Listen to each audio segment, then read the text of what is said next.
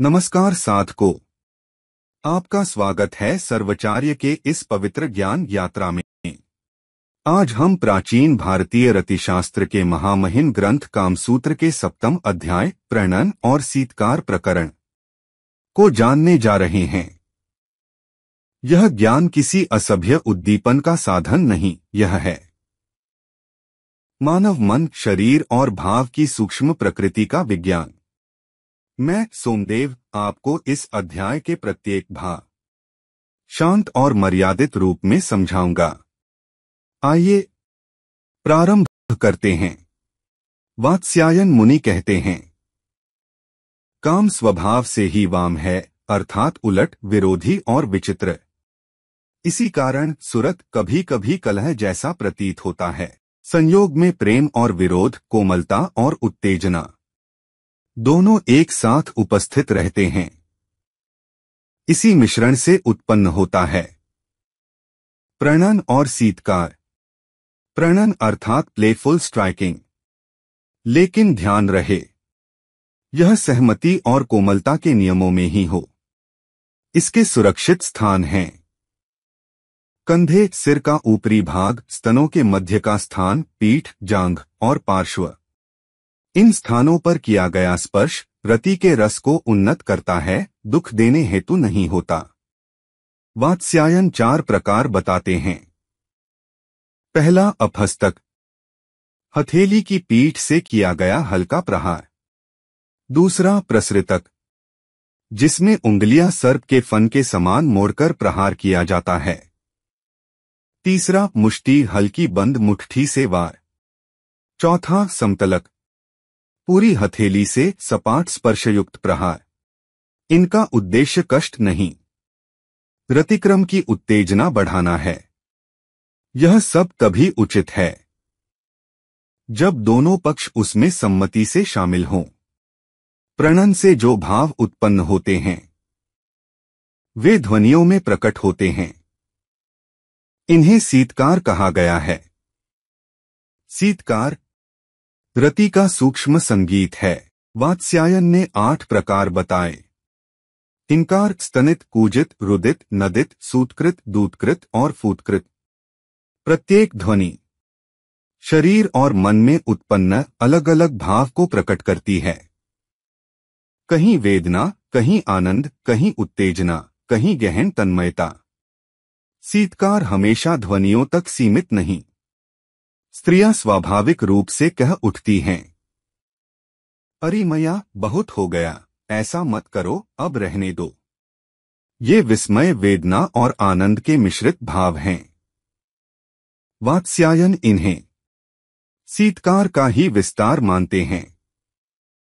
भारतीय संस्कृति में प्रकृति का अनुकरण सदैव रति से जुड़ा रहा है।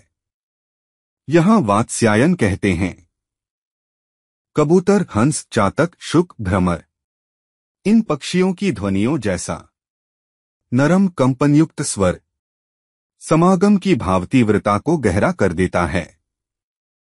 यह प्रतीक है प्रकृति और रति के एकाकार होने का। कुछ स्थितियों में वात्स्यायन विशेष प्रणन बताते हैं। गोद में बैठी स्त्री की पीठ पर मुष्टि प्रहार, लेटी स्त्री के स्तनों के मध्य अपहस्तक, विवादरत स्त्री के सिर पर प्रसृतक। इन सब में स्त्री पुरुष दोनों ध्वनि और स्पर्श के माध्यम से एक दूसरे को उत्तर देते हैं। शीतकार, श्वसित, रुदन, कूजन, यह एक प्रकार का परस्पर खेल है जहां दोनों पक्ष भाव के प्रवाह में बहते हैं। अंत में उत्पन्न होती है श्वसित, तीव्र श्वास, और रुदित, भावनात्मक रोदन। दूतकृत, जैसे बांस की गांठ फटने की ध्वनि, और फूतकृत, जैसे पानी में फल गिरने का डुब्बस्वर। ये ध्वनियां रति की ऊर्ध्वता दर्शाती हैं। अंतस्खलन के निकट जंघा और पार्श्व पर समतलक प्रहार किया जाता है। इन क्षणों में हंस और लवा पक्षियों की कंपनयुक्त ध्वनियों का प्रयोग रति के चरम रस को दर्शाता है। वात्स्यायन कहते हैं, कठोरता, उत्साह और ऊर्जा पुरुष का धर्म है। सुकुमारता और कोमलता स्त्री का। परंतु यह कोई कठोर नियम नहीं। भाव की तीव्रता से स्त्री भी कभी पुरुष की तरह उग्र हो सकती है। रति प्रकृति को बदल देती है। दक्षिण भारत में 8 कठोर प्रहर प्रचलित थे। वक्ष पर कीला, कपोलों पर विद्धा, सिर पर करतरी, स्तनों पर संदंशिका। वात्स्यायन कड़े शब्दों में कहते हैं, ये अनार्य, अमानवीय और कष्ट देने वाले हैं। इनका प्रयोग कभी नहीं करना चाहिए। वात्स्यायन बताते हैं कि कठोर प्रणन से इतिहास में दुर्घटनाएं हुईं। चोल राजा ने चित्रसेना नामक स्त्री को डोट कीला से मार दिया। सातवाहन ने करतरी के प्रयोग से मलयवती को प्राणहीन किया। नरदेव सेनापति ने विद्धा से एक नटी को डोट काणा बना दिया। वात्स्यायन का निष्कर्ष, रति के वेग में मनुष्य विवेक खो देता है।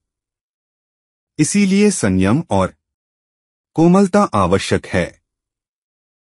अंत में शास्त्र का आदेश, हर प्रयोग देश, काल और व्यक्ति की प्रकृति के अनुरूप ही हो। रति का उद्देश्य प्रेम, आनंद और एकता है, दुख, हिंसा या अहंकार नहीं। साध को इस प्रकार समाप्त होता है। कामसूत्र का 7वां अध्याय, प्रणन और सीतकार प्रकरण। मैं सोमदेव आपसे विदा लेता हूं। अगले अध्याय में भारतीय ज्ञान संस्कृति का एक और अद्भुत रहस्य लेकर फिर मिलेंगे। नमस्ते।